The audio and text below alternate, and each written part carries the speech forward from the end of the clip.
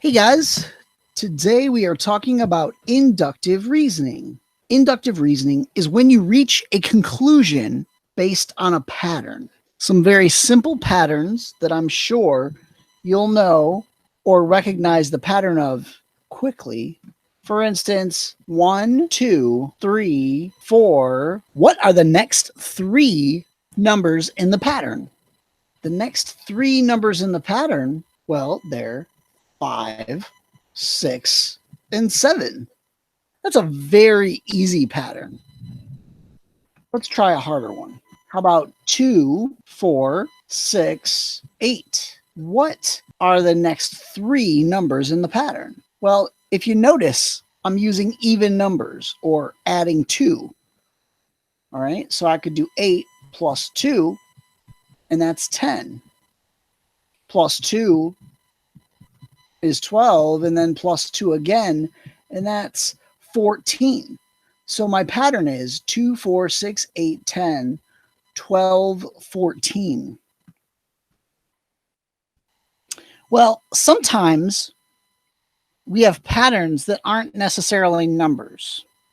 Here we have some figures of arrows.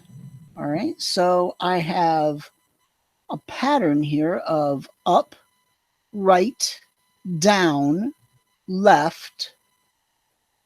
What would be the next figure? Well, I'm going to say the next one is up, the next one is right, the next one is down, and the next one is left. So that would be the pattern. If you notice that it's all turning 90 degrees. So this one turns on its side and becomes this one here. But then this one turns and becomes this one. And then this one turns and becomes this one until it's pointing up again. And then it continues the pattern. Sometimes patterns can be a little bit irregular. For instance, 5, 2, 6, 2, 7, 2. What are the next three numbers? Well, you'll notice 5 goes to 6. If we skip every other number, it's 5, 6, 7, and then what's going to go right here? 8. And then every other number in between them is a 2.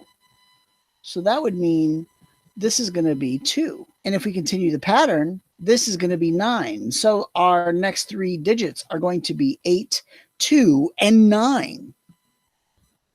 Sometimes our patterns may actually decrease. So let's say I have 64. My next is 32. Next is 16. Next is 8. What are my next three digits? Well, I see that if I take 64 and I divide by 2, I get 32.